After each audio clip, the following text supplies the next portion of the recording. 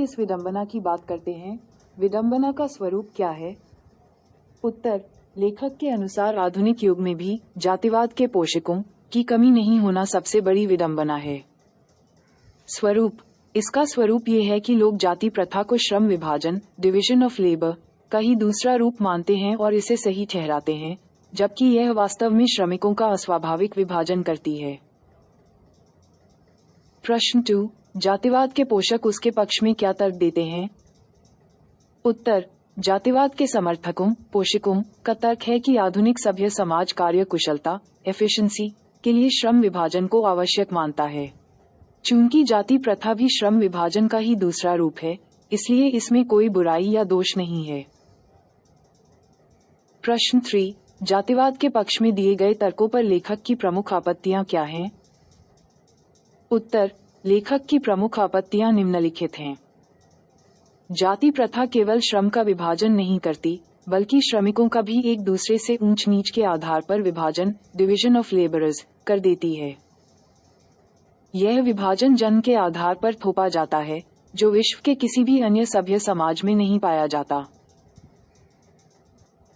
प्रश्न 4, जाति भारतीय समाज में श्रम विभाजन का स्वाभाविक रूप क्यों नहीं कही जा सकती?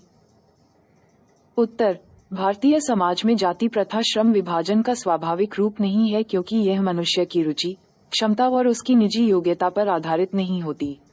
यह व्यक्ति को उसकी इच्छा के विरुद्ध जन्म से ही एक पेशेदा पेशे में बांध देती है, भले ही वह पेशा उसके लिए अनुपयुक्त हो।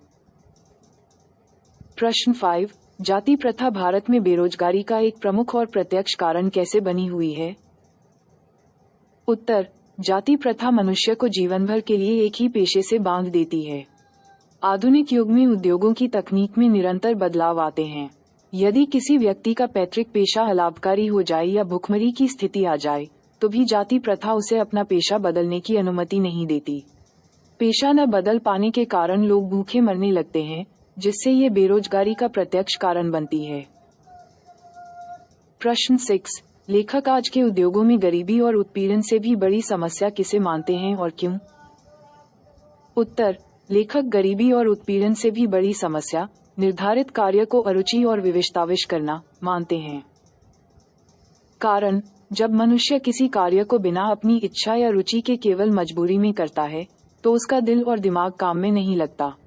ऐसी स्थिति में व्यक्ति दुर्भावना से ग्रस्त होकर टालू काम करने लगता है और उसकी कार्यक्षमता पूरी तरह समाप्त हो जाती है।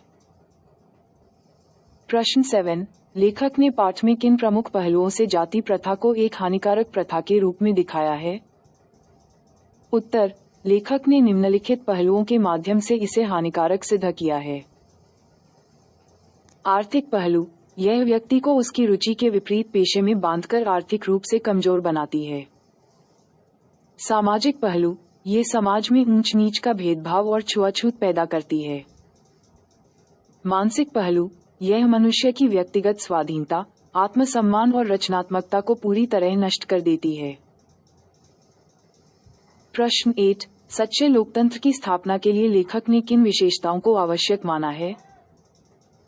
उत्तर, लेखक के अनुसार सच्चे लोकतंत्र का अर्थ केवल शासन की पद्धति नहीं है। इसकी मुख्य विशेषताएं हैं। समाज में स्वतंत्रता, समता, समानता और भ्रातृत्व, भाईचारे की भावना होनी चाहिए। समाज के बहुविध हितों में सबका समान भाग होना चाहिए और सबको उनकी रक्षा के प्रति सजग रहना चाहिए। सामाजिक जीवन में संपर्क के साधन निर्बाध होने चाहिए। लेखक ने इसे दूध और पानी के मिश्रण की तरह बताया है, जहां सभी नागरिक एक दूसरे से पूरी तरह जुड़े हों।